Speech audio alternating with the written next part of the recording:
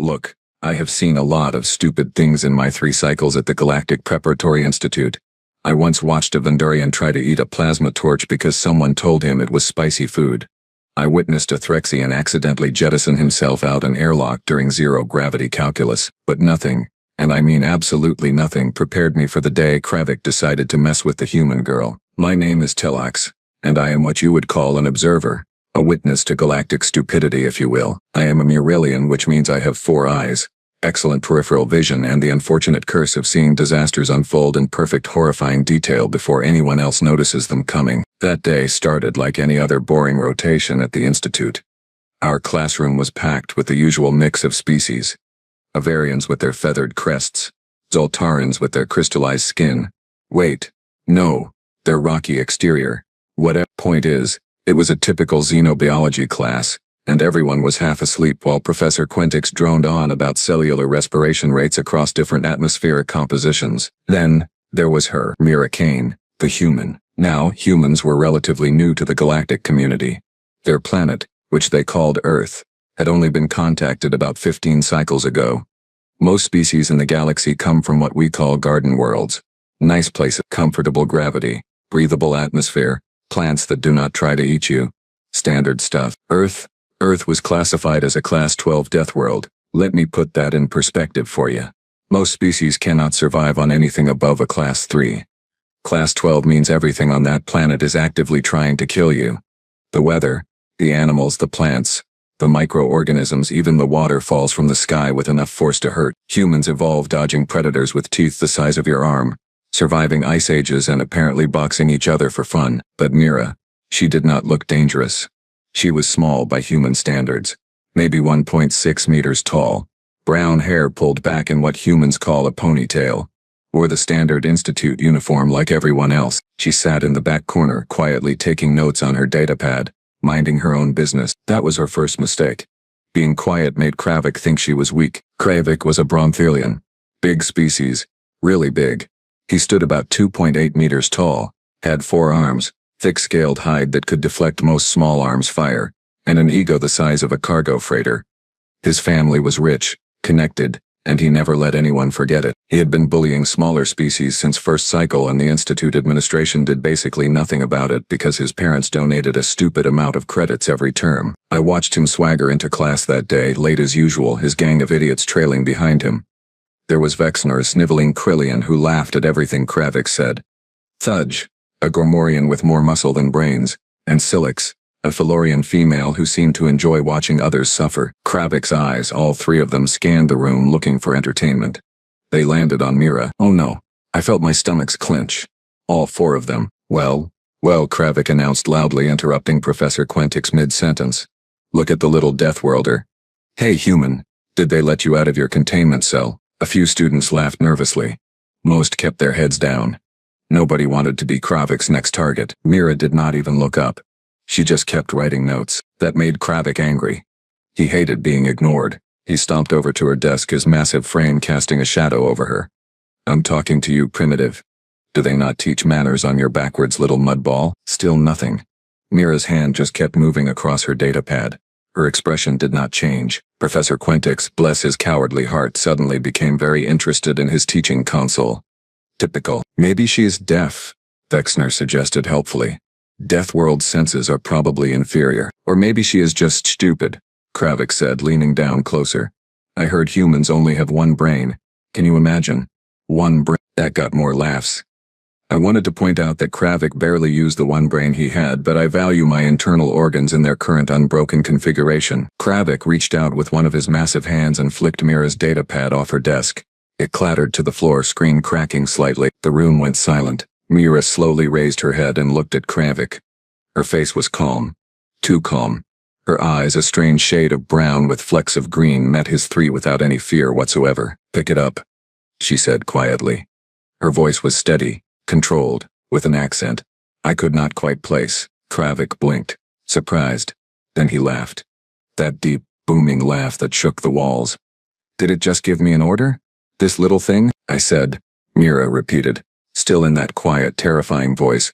Pick it up. I knew what was coming. My people have an old saying. When a prey animal stops running, it is because it is no longer prey. I tried to send a telepathic warning to Kravik, but Morellians cannot actually do that. I just thought really hard in his direction. It did not work. Kravik's face twisted into an ugly sneer. Make me Deathworlder. Then he made his fatal mistake. He shoved her. Hard. His massive palm struck her shoulder with enough force to knock most species across the room. Mira rocked back in her chair slightly. That was it. Just a slight rock. She did not fall, did not cry out, just absorbed the impact like it was nothing. Then she stood up. Now, here is something most species in the galaxy do not understand about Deathworld inhabitants. They do not have tough scales like Bronthelians. They do not have armored plating like Gormorians. Their skin is soft, vulnerable. So how did they survive on a planet that constantly tried to murder them? They weaponized physics. Mira took one step forward inside Kravik's reach. Her hand shot out faster than my 4 eyes could track and grabbed his wrist. The one attached to the arm he had just shoved her with. She twisted her whole body, hips rotating, and suddenly Kravik's balance was gone. She dropped her weight, pulling him forward and down. His massive frame tipped like a falling tree. But she was not done. Oh no. As he fell, she maintained her grip on his wrist, hyperextended his elbow, and brought her other arm down in a perfect strike right on the joint. The sound was incredible. A wet, crunching snap that echoed through the entire classroom. Kravik hit the floor screaming. Actual screaming. This 300-kilogram apex bully was writhing on the ground, clutching his arm, which now bent in a direction arms should definitely not bend. The whole thing took, maybe 3 seconds. 4 tops. Mira released his wrist, stepped back, and calmly brushed off her uniform. Then she bent down, picked up her cracked data pad, and returned to her seat like nothing had happened. The silence in that room was absolute. You could have heard a feather drop in vacuum. Professor Quentix just stared, his mouth opening and closing like a suffocating fish. Vexner had backed into a corner. Thudge looked like he was going to faint. Silix's face had gone completely pale, which for a Felorian meant she was probably experiencing severe shock. Kravik continued screaming. Tears were streaming down his face. All 3 eyes were wide with pain and disbelief. Someone should probably call medical, Mira said casually, not looking up from her now broken datapad. I think he needs attention. I sat there, frozen, all 4 of my eyes locked on this small human girl who had just demolished the biggest bully in school with her bare hands in less time than it took me to process what was happening. Finally, Professor Quentix managed to stammer. Medical. Yes. Someone call medical.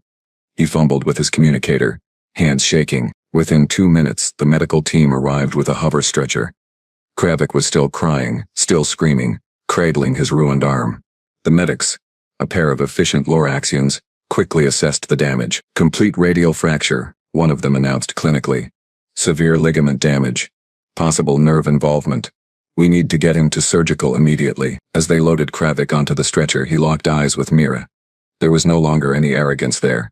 Just pure, undiluted fear. You broke my arm, he whimpered, his voice small and childlike. You actually broke my arm. You shoved me first, Mira replied without emotion. I defended myself. There are 73 witnesses. She was right. Every single student in that room had seen Kravik initiate physical contact. Every single one of us had watched him assault her first. In galactic law, she had every right to respond with proportional force. The question was, would breaking someone's arm be considered proportional? The medical team carried Kravik out, his whimpering fading down the corridor. His cronies scrambled after him, none of them sparing Mira a second glance. Professor Quentix cleared his throat approximately 14 times before managing to speak. Right. Well, that happened. Let us all just return to our studies. Yes. Cellular respiration. Very important topic. Nobody moved. Every eye in the room was on Mira. She had returned to taking notes on her cracked datapad as if she had not just ended a guy's bullying career along with his arm. I could not take it anymore. My curiosity overwhelmed my sense of self-preservation, which is saying something because Mirelians are notoriously cowardly. I leaned across the aisle toward her desk. How did you do that? I whispered. She glanced at me, one eyebrow raised. Do what? You know what? You just fought off someone literally twice your size. She shrugged. He was slow, overconfident, poor balance. His center of gravity was too high. Basic physics, really. Basic physics? I squeaked. You folded him like laundry. A small smile tugged at the corner of her mouth. Where it come from? You learned to defend yourself early. My planet is not exactly friendly. I am aware, I said. Class 12 Deathworld. But still, that was scary, she offered. Amazing, I corrected. Terrifying, but amazing. She studied me for a moment, then extended her hand. A human greeting gesture. Mira Kane. Nice to meet you properly. I stared at her hand like it was a venomous serpent, but then I thought, if she wanted to hurt me, I would already be hurt. I reached out with one of my appendages and grasped her hand gently. Her grip was firm but not crushing. Telux, I managed. Telux Forbin. I sit 3 rows behind you. I have been sitting 3 rows behind you. This whole term. I know, she said. You're the one who always brings those spicy Marillion snacks that make everyone's eyes water. I felt my face flush purple. You noticed? Hard not to. Half the class evacuates when you open that container, despite everything that had just happened. I laughed. Actual laughter. The rest of the class period passed in a blur. Professor Quintix attempted to teach but mostly just stammered through his material while shooting nervous glances at Mira. Other students whispered among themselves, casting odd and frightened looks in her direction. When class finally ended, everyone practically stampeded for the exit. Everyone except me. I lingered, gathering my materials slowly, watching as Mira packed up her broken datapad. That is going to be expensive to replace, I noted. She shrugged again. Worth it. You know there is going to be an inquiry, right?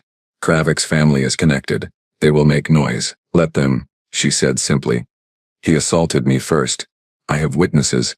I defended myself with appropriate force. Appropriate? You broke his arm. I could have broken both arms, his legs, several ribs, and given him a severe concussion, she said matter-of-factly. I showed restraint. I stared at her. That is restraint. On Earth? Yeah. That is me being nice. We walked out of the classroom together. Word had already spread through the institute. Students parted in the hallways as we passed, giving Mira a wide berth. Some looked at her with fear. Others with respect. A few with barely concealed admiration. You just became the most famous student at this school, I told her. Not the plan, she admitted. I just wanted to attend my classes. Learn xenobiology, maybe make a few friends. But guys like Kravik, they exist everywhere. Earth. Space. Doesn't matter. Someone always thinks they can push people around because they are bigger or richer or stronger. And you wanted to teach him a lesson. I wanted him to leave me alone, she corrected. The lesson was just a bonus. We reached the central plaza where students gathered between classes. The usual noise and chatter died down as Mira appeared. Hundreds of eyes tracked her movement. Then, something unexpected happened.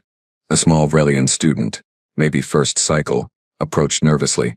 Vrelians are tiny, barely half a meter tall, with large eyes and soft fur. They are prey species, often picked on by larger students. The Vrelian looked up at Mira with something like awe. Excuse me, their voice was barely above a whisper. Thank you. Kravik pushed me down last rotation, made me drop my books. Nobody did anything. Mira knelt down to the Vrelian's level, making herself smaller, less threatening. What is your name? Pipsik. Hi Pipsik. I am Mira, and you are welcome. Nobody should have to deal with bullies. Not here. Not anywhere. Pipsik's eyes went wide. Then they scurried away, but not before giving Mira a grateful look. As we stood there, I realized something. Mira Kane had not just broken Kravik's arm. She had broken something much more significant. She had broken the fear that had kept students silent. The acceptance of bullying as just how things were. In 10 seconds, this human girl from a Deathworld had changed everything. And the galaxy was about to find out that humans do not back down from anyone, not even when they probably should. The next rotation at the Galactic Preparatory Institute was absolute insanity. I arrived early, mostly because I had not slept well. My sleeping chamber's environmental controls kept malfunctioning, but honestly that was not the real reason. My brain would not shut down. It kept replaying that moment. The snap. The scream. The casual way Mira had returned to her seat like she had just swatted a minor inconvenience instead of dismantling a 300-kilogram bully. The hallways were packed. More crowded than I had ever seen them. Students clustered in groups, all talking about the same thing. The human incident. That is what everyone was calling it. Some species had already turned it into legend. I heard one Threxian claim Mira had thrown Kravik through a wall. A group of Dendralians swore she had used some kind of forbidden human combat technique that could kill with a single touch. I tried to correct them. She just used leverage and joint manipulation, I explained to anyone who would listen. Basic physics. Nothing mystical. Nobody wanted to hear that. They preferred their dramatic versions. I made my way to xenobiology class, expecting it to be half empty. Who would want to be in the same room where the incident happened? But no. Every single seat was filled. Students I had never seen before were crammed into the space, sitting on the floor, standing along the walls. Everyone wanted to see Mira. She arrived exactly on time, walking through the door like it was any other day. She wore the same standard uniform, same ponytail, same calm expression. The crowd parted for her automatically, creating a pathway to her usual seat in the back corner. She had replaced her datapad. This one had a reinforced case. Professor Quintix was already there, looking considerably more nervous than usual. His antenna kept twitching, which for his species indicated severe stress. He kept glancing at Mira, then away, then back, like she was a plasma bomb that might detonate at any moment. Right then, he began, his voice cracking slightly. Let us begin today's lesson on cross-species metabolic rates and how different atmospheric compositions affect energy production at the cellular level. Everyone please open your study materials to chapter 47. The door burst open with a bang that made half the class jump. Director Velmac strode in, flanked by 2 security officers. Velmac was a Quintari, a species known for their rigid adherence to rules and protocols. She stood nearly 2 meters tall, with sharp features, cold gray skin, and eyes that looked like they had never experienced joy. Her administrative robe swished as she walked, and every student in the room suddenly became very interested in their datapads. Miss Kane, Director Velmac's voice could have frozen liquid hydrogen. Come with me, now. Mira looked up slowly. Am I being charged with something? That remains to be determined. There has been a formal complaint filed against you. You will answer questions regarding yesterday's assault. The assault that Kravik committed against me? Mira asked calmly. Or my lawful self-defense response? Director Velmac's jaw tightened. You broke another student's arm, after he physically assaulted me first.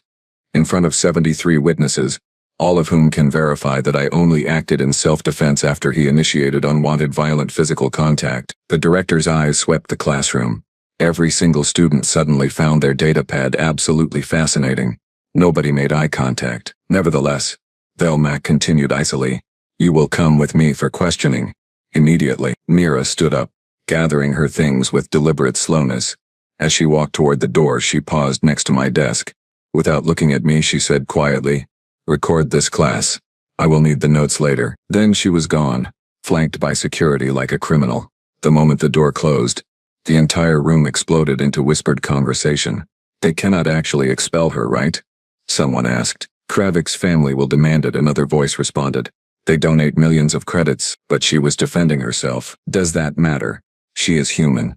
They are new to the community. Expendable. I felt something hot and angry building in my chest cavities. Expendable. That word made me furious in ways I could not fully explain. Mira had done nothing wrong. She had defended herself.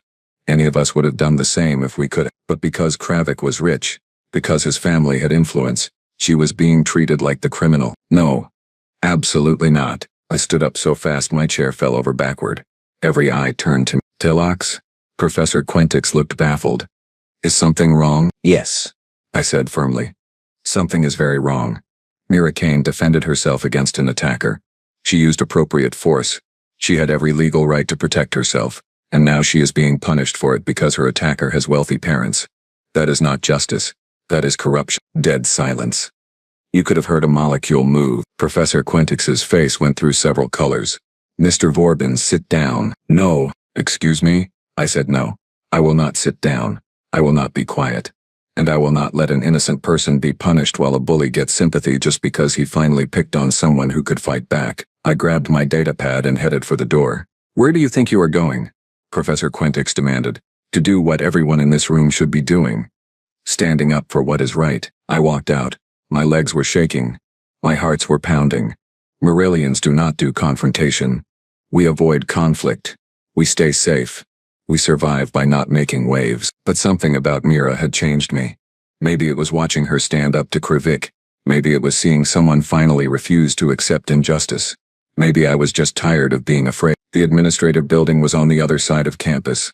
I walked fast, my mind racing, trying to figure out what exactly I was going to do when I got there. Burst into Director Velmac's office, demand Mira's release, give an impassioned speech about justice. Before I could work out the details, I heard footsteps behind me. Multiple footsteps. I turned around and nearly fell over. There were at least 50 students following me. maybe more. Different species, different cycles, all walking with determined expressions. At the front was Pipsik, the tiny Vrelian that Mira had been kind to yesterday. "What are you doing?" I asked, bewildered. "Coming with you," Pipsik said simply. "You are right, this is wrong. Mira helped me yesterday. Not by breaking someone's arm, just by being kind, by seeing me. Now it is our turn to see her." "But you could get in trouble." "So could you," Pipsik pointed out. "But you were going anyway." More students joined us as we walked. By the time we reached the administrative building, there were over 200. A massive crowd of various species, all moving with purpose. The security guard at the entrance, a bored-looking Corvellian, took one look at the approaching mob and immediately stepped aside. Smart guard. We poured into the building, filling the lobby, the hallways. Our footsteps echoed through the normally quiet space. Administrative staff poked their heads out of offices, looking shocked and alarmed. I led the way to Director Velmak's office on the 3rd level. The door was closed, but I could hear voices inside. One was Velmak's clipped, cold tone. The other was Mira's calm response. I did not knock. I just opened the door and walked in. Director Velmak looked up, fury instantly flooding her features. "What is the meaning of this? How dare you interrupt an official inquiry?" Then she saw the crowd behind me. 200 students packed into the hallway, more filling the lobby below. All silent. All watch. "We are here to provide witness testimony," I announced, surprised by how steady my voice sounded. "Regarding the incident yesterday, all of us were present. All of us saw what happened." Mira was sitting in a chair across from Velmak's desk. Her hands were folded calmly in her lap. When she saw the crowd behind me, something flickered across her face. Surprise, maybe gratitude. Velmak stood up, her full height suddenly seeming less impressive. "This is highly irregular. Witness statements will be collected through proper channels in an orderly fashion, not through mob intimidation." "This is not a mob," Pipsik squeaked from beside me, stepping forward bravely. "This is solidarity. Mira Kane defended herself against an aggressor. We saw it. We will all testify to exactly what happened. Kravik initiated physical violence." Mira responded appropriately. "That is the truth." "The truth," Velmak said coldly, "is more complicated than you understand. There are political considerations, financial realities. Kravik's family has already demanded expulsion and criminal charges." "Then Kravik's family can learn the same lesson their son did," I said. "Actions have consequences. He assaulted another student. The fact that his victim was capable of defending herself does not make him less guilty." Before Velmak could respond, her communication console chimed urgently. She glared at it, then at us, before answering. "What?" The voice that came through was panicked. "Director, you need to see the campus network right now." Velmak pulled up a holographic display. Her face went pale. Someone had uploaded footage of the entire incident. Multiple angles, crystal clear video from various students' recording devices. It showed everything. Kravik entering late, his verbal harassment, Mira ignoring him, the datapad being knocked to the floor, Kravik shoving Mira with clear violent intent. Then her response, quick, precise, defensive. The video had been shared thousands of times already. It was spreading through the Galactic Education Network. The comments were overwhelmingly in Mira's favor. A clear case of self-defense. That bully got what he deserved. Humans are amazing. Respect. Why is the victim being questioned instead of the aggressor? Velmak's hands were shaking as she closed the display. She looked at Mira, then at me, then at the crowd of students filling her office space and beyond. "This is not over," she said quietly. "Yes," Mira replied, standing up. "It is." She walked toward the door. The crowd parted for her automatically. I fell into step beside her as we left the administrative building. Outside, the sun was bright.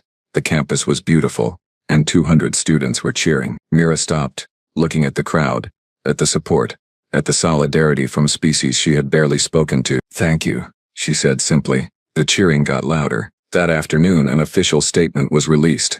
After thorough investigation and review of witness testimony and video evidence, the Institute determined that Mira Kane had acted in lawful self-defense.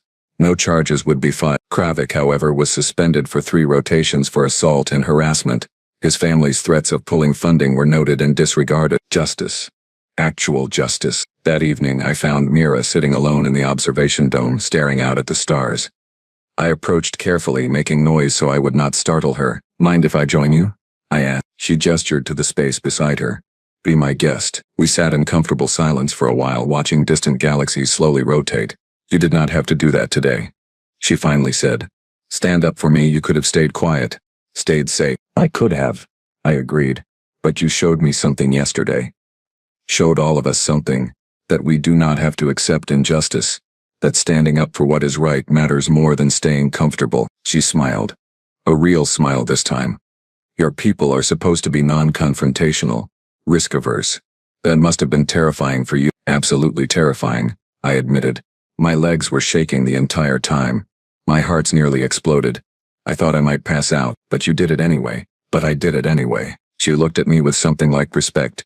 You know what that makes you? Stupid? Brave, she corrected. Courage is not the absence of fear. It is acting despite the fear. You were afraid and did the right thing anyway. That is the definition of bravery. I felt my face flush purple again. I learned from the best, yeah? She looked amused.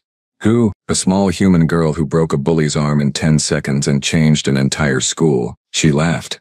Actually laughed. It was a good sound. We sat there for another hour, talking about everything and nothing. Our home planets. Our favorite foods. Our dreams for the future. It was easy. Natural. Like we had been friends for cycles instead of just 2 days. Eventually other students found us. First Pipsic, then others. A group formed. Different species, different backgrounds. All brought together by a single moment of standing up against injustice. Kravik never bothered anyone again after his suspension ended. In fact, he transferred to a different institute the following term. His cronies scattered, finding that without their leader they were just cowards who relied on someone else's strength. Mira Kane became something of a legend at the Galactic Preparatory Institute. But more than that, she became a friend. My friend. Our friend. She taught us that strength is not about size or power or wealth. It is about standing firm in who you are. About defending yourself and others. About refusing to accept that might makes right. And I learned that sometimes the bravest thing you can do is stand beside someone who is standing up for themselves. The galaxy is a big place full of different species, different cultures, different ways of thinking. But some things are universal. Justice, fairness, the right to defend yourself, the obligation to stand up for others. Humans understand these things instinctively. Maybe because they come from a world that tried to kill them every single day. Maybe because they had to fight for survival since the beginning of their existence. Whatever the reason, I am grateful they joined the galactic community. And I am especially grateful that one human girl decided to attend the Galactic Preparatory Institute, because in 10 seconds she taught us all a lesson that will last a lifetime. Do not mess with humans. They are tougher than they look, but more importantly, do not mistake kindness for weakness, because the kindest people often have the strongest backbones. And humans? Humans have spines made of steel.